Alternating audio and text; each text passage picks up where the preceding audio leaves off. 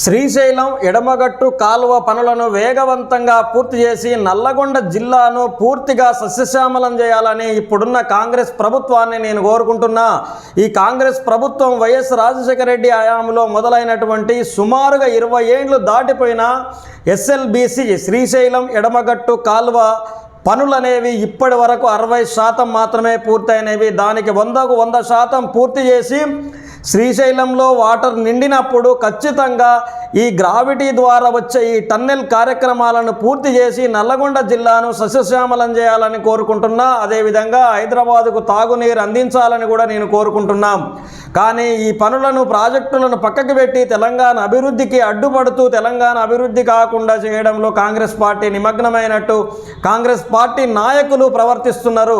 మీ ధోరణి మార్చుకోవాలి. తెలంగాణపై మీకు ప్రేమాభిమానాలు కలగాలి. మీరు ఈ తెలంగాణ ప్రాంత వాసులు అనేది మరవకూడదు. మీరు ఢిల్లీ రాజకీయాన్ని ప్రోత్సహించకూడదు.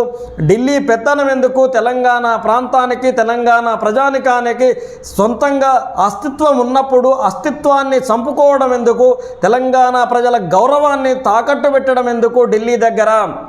తెలంగాణ ప్రాంత వాసులుగా ఒక్కసారిగా నిలదొక్కండి. మన నీళ్లు, మన నిధులు, మన నియామకాలు అనుకున్న సందర్భంలో కేసీఆర్ గారు చేసిన జలం నిధులకు మన నీళ్ళ తేవడం కోసం Kaleshwaram lift irrigation, Rangareddy Palamuru Rangareddy lift irrigation, Sitarama lift irrigation, ఇట్లా ఎన్నో ప్రాజెక్టులను ప్రారంభించి విజయవంతంగా కొంతమేర కాళేశ్వరాన్ని పూర్తి చేసి పాలమూరు రంగారెడ్డిని 80% పూర్తి చేసి సీతారామను 60% పూర్తి చేసి మన తెలంగాణ ప్రాంత అభివృద్ధికి దోహదపడ్డ ముఖ్యమంత్రి.